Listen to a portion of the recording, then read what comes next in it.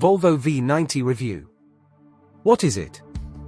The Volvo V90 has been on sale in Britain since mid-2016. But here it is in 2021 looking as sharp, sophisticated, and bang up to date as the day it was launched. One of the best looking ordinary cars money can buy. Quite possibly. Fundamentally, the V90 is a big family estate. Much like the Mercedes E-Class estate, BMW 5 Series Touring and Audi A6 Avant.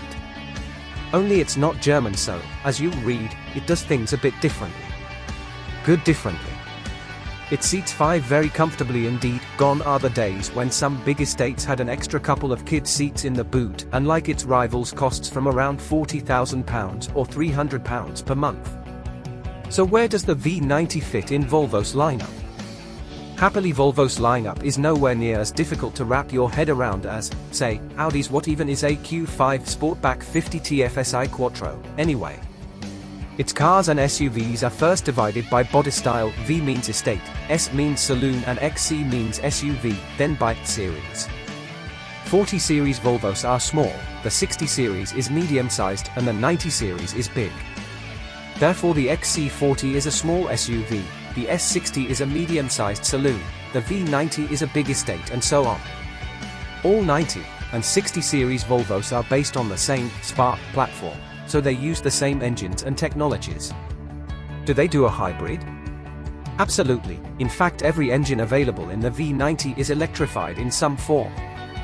The B4 2.0-litre diesel and B4, B5 and B6 2.0-litre petrols are all mild hybrids, meaning they use something called an integrated starter generator to marginally reduce fuel consumption.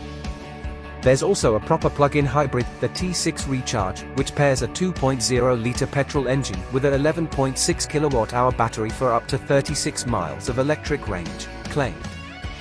The V90's German rivals are all available with big, 6-cylinder petrol and diesel engines. Not so the sweet, that Spark platform was only designed to fit 4-cylinder combustion engines. Understandable, but a shame nonetheless. At least the 335 brake horsepower T6 plug-in hybrid is pretty punchy, with a 0 to 62 miles per hour time of just 5.3 seconds.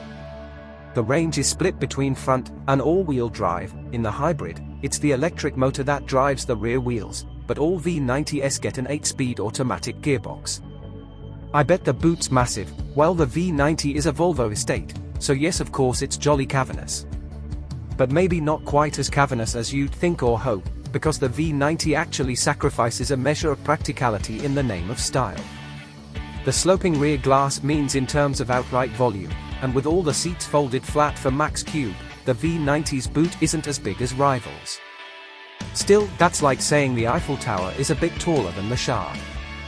At the end of the day, they are both chuffing tall buildings. The V90 is still hugely practical, and somewhat makes up for its lack of relative capacity with clever, practical touches.